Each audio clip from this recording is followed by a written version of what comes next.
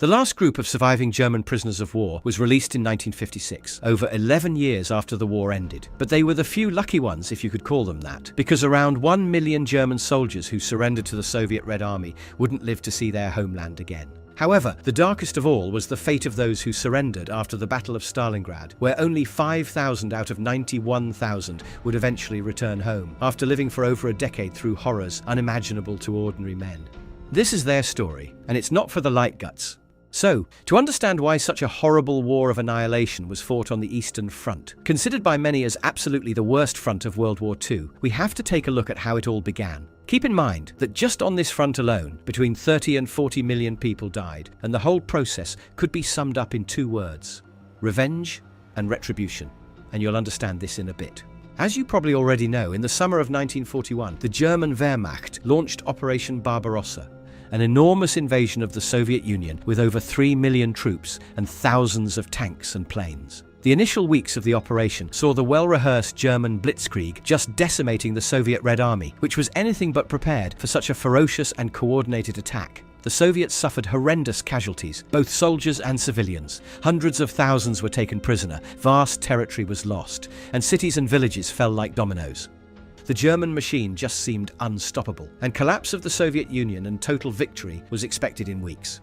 And everything looked like this would be true until the Soviets pulled out an Uno reverse. Okay, it wasn't as simple and easy as that. They scrambled with everything they had to find a way to stop the German onslaught. But now, a couple of things fell into place that did not favor the Germans anymore. The first thing is that they were so far from their homeland and supplies because of how huge and remote the Soviet Union was. So keeping such a huge army alive was a challenge in itself. By late 1941, the advance had bogged down, and everything was made worse by a winter colder than had been seen in decades. This would only be made worse when Hitler shifted south toward the oil fields in the Caucasus, which in theory wasn't a bad idea, but it would eventually be the reason why the whole German army died in Stalingrad.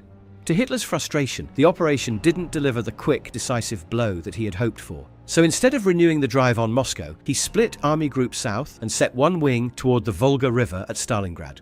Okay, so before going into Stalingrad and its prisoners of war, we have to tell you first how this war descended into an ideological war of annihilation. You see, the Eastern Front was not like most of the other fronts in World War II, and for a couple of reasons. German superior race ideology looked upon the Soviet people as subhuman. And it wasn't rare for Red Army soldiers who surrendered to be shot on the spot, or marched off to camps where they were starved or worked to death. Germans, struggling with supplies, weren't too happy to share their already thin rations with prisoners, and there were more than a few instances of Soviet POWs being kept inside barbed wire without food or water until no one was left alive. People who witnessed this said that for arm's length around the wire there wasn't grass, as prisoners ate anything they could find. Another thing that infuriated the Germans were partisans, who were quite effective in disrupting their supply lines stretched across wide, remote regions that simply couldn't be protected. Partisans would either hide in forests or merge with the local population, essentially becoming a guerrilla force, and the Germans didn't like this. They committed many atrocities in villages suspected of supporting partisans or refusing to turn them over. There are many instances of people being gathered in churches, then those churches set on fire, and many other things we can't even mention here on YouTube without the video being taken down. You can find those things for yourself on Google later if you really want to know. So, these things of course only fueled the hatred between Soviets and Germans, and the front spiraled into a war of total destruction with little to no quote-unquote rules. And Soviet revenge and retribution when the tide of the war turned was, if not justified, at least understandable. Just imagine that most of your family and friends suffered so much because of someone, and now it was your turn to bring suffering to them. Well, that's something like what would now happen to the Germans, for the first time and in the biggest degree after Stalingrad. So this brings us to the battle at Stalingrad. While Army Group A went for the Caucasus, Army Group B went for the Volga. Stalingrad was not initially the original goal, but Hitler soon changed his mind, as he was known to do, and ordered that it must be captured and held at any cost. And that cost would be high for the soldiers. By late August 1942, German columns stood on the Don River, while Luftwaffe bombers leveled Stalingrad and sank ferries on the Volga in several days of constant raids, dropping over 1,000 tons of bombs. In just over a week, roughly 40,000 civilians in Stalingrad died in the destruction, as Stalin kept a big proportion of the population inside to help with the resistance, dig trenches, and prepare fortifications. Around 400,000 civilians were trapped in the ruins. He also issued the infamous Order 227, the no-step-back policy, which made any unauthorized retreat by Red Army soldiers punishable by death. There were even so-called blocking detachments introduced that had the task of firing on any retreating friendly units, making the only possibility of survival, slim as it was, to go forward. The battle for the city opened with a German blow meant to shatter everything at once. After days of heavy bombing, German assault groups with panzers pushed into the city. Their first goal was to reach the Volga and cut the city in two. On the other side was General Vasily Chuikov, who had just been tasked with commanding the city's defense at all costs. He ordered his men to quote-unquote hug the enemy, meaning to stay so close that German air and artillery strikes would always risk hitting their own troops. The bombardment had turned Stalingrad into a field of ruins and made tank maneuver almost impossible. Panzers were picked off at short range by grenades, mines, Molotovs, and anti-tank rifles. Infantry had to lead every step, and combat settled into disturbing door-to-door and room-to-room brawls. You could have a German squad in one building on the second floor, a Soviet team in the basement, and another Soviet group in the attic, all in the same ruined house. Soviet troops used cellars and sewer tunnels as covered routes. They moved in small groups of 5 to 10 men and decimated Germans in surprise attacks from all directions. Their losses were nothing less, as the battle was literally complete carnage. At this range, the most useful weapons were submachine guns, pistols, and grenades, usually ending with shovels and bayonets. Snipers, mines, and booby traps took out everything that moved throughout the ruined city, from soldiers on both sides to civilians trapped in crossfire. The Germans called this kind of fighting rat war, and that is perhaps the best description of it. German pressure almost cracked the defense. Their assault groups had pushed to the Volga in several places and split the Soviet positions, but the Red Army still clung to a narrow strip along the river. Perhaps only a tenth of the city, but they were still there. At the same time, the Germans were near the end of their strength inside the ruins. Ammunition was tight, the cold was creeping in, and they were equipped for summer. While they were in the meat grinder inside the city, far out on the open steppe, their flanks were held by Allied Romanian armies. They were nowhere near as trained and equipped as German units, and they were stretched thin over vast distances with only a limited number of anti-tank weapons. What do you think the Soviets were about to do?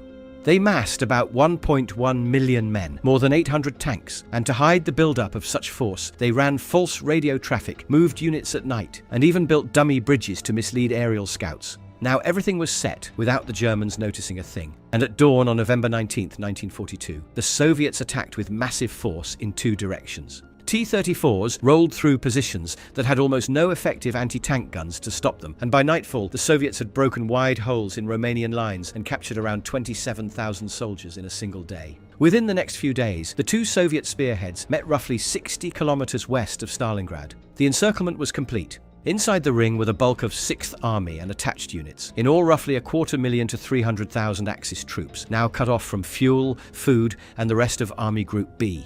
General Friedrich Paulus, inside Stalingrad, urgently asked for permission to break out while they still had fuel for tanks, and while the noose was still not airtight. However, Hitler explicitly forbade any retreat and ordered the army to hold the city at all costs. That decision froze the front in place at the moment when movement still might have saved the encircled men. Winter was now closing in, and the Soviets were tightening the noose. Hitler himself promised that the Luftwaffe would keep the army alive solely through air supply. On paper, the 6th Army needed about 700 tons of supplies every day, and that meant everything from food to fuel, ammunition, and medical supplies. But look at this. Already from the beginning of the siege, in reality, the transports managed to deliver only a fraction of that, about 85 tons daily on average, and most of it was fuel and ammo. It wasn't long before the Germans spiraled down into the darkest state known to man. But they didn't even know that this was only the beginning, and the worst was still yet to come.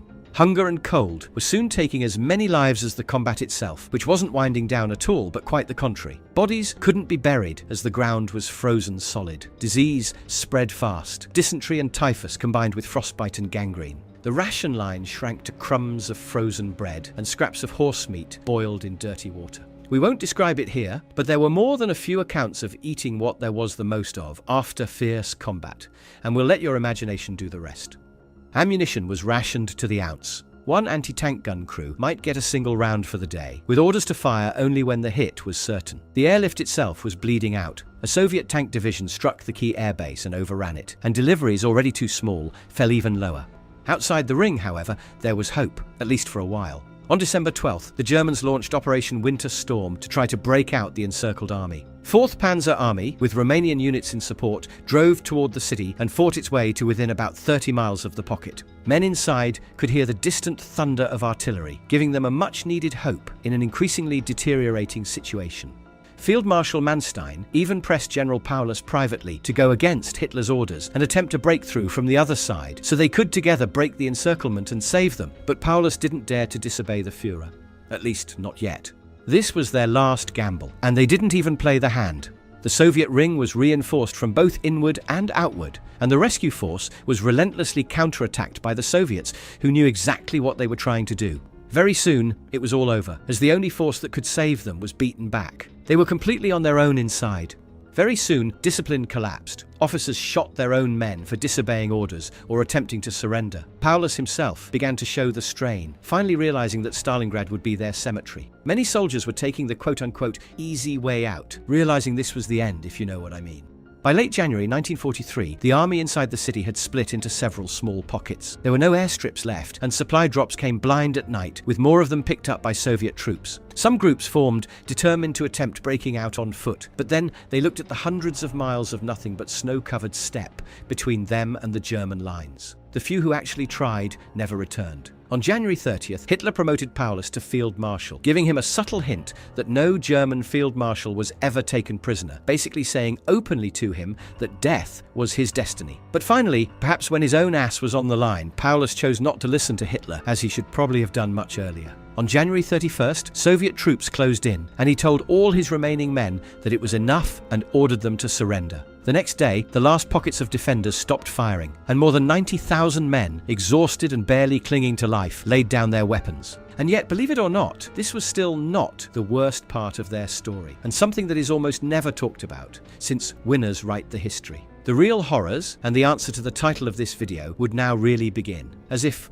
all this before was nothing. Soviets were ordered to clear and secure the city as quickly as possible, so any walking prisoners were marched for several days, sometimes over 50 miles to the rear, through the deep snow and temperatures well below -20 degrees. Germans were still in their summer uniforms, improvising their clothing and boots with anything they could find in the shattered city. Anyone who couldn't keep up with the march was either shot on the spot or simply left to lie in the snow, as either way, he couldn't run anywhere. Food, if at all, came at random and in crude form, a piece of frozen bread or thin soup occasionally. Just days after capitulation, out of 91,000 German soldiers, only about 35,000 reached the prison camps alive. They were moved from camp to camp, either on foot or by trains, which was equally deadly for the prisoners. They were crammed into cattle wagons, where literally half of them died on the longer journeys. Those who reached the prison camps alive were then sorted by rank and usefulness. Senior officers with propaganda value were separated for special treatment. Doctors and engineers were set aside for their skills, and the mass of ordinary soldiers were organized into labor drafts. But still, this was far from the end of their agony, because now they had to rebuild the very country they had destroyed, as the Soviets put it. They were now sent to work in coal mines, build railways, clear the ruins of cities, and so on. They were at the very bottom of food supplies in the Soviet Union, where even their own people suffered from hunger. So even if someone wanted to give them better conditions, they couldn't. German soldiers were literally worked to death, dying from exhaustion and diseases spread through filthy and overcrowded camps. German doctors tried to do what they could with the little medical equipment they had, but most of the time it came down to vodka for both disinfection and pain relief. Remember also that many of those who surrendered were already wounded in combat, but by this point almost all of them were dead. Less than half of those sent to camps would survive them.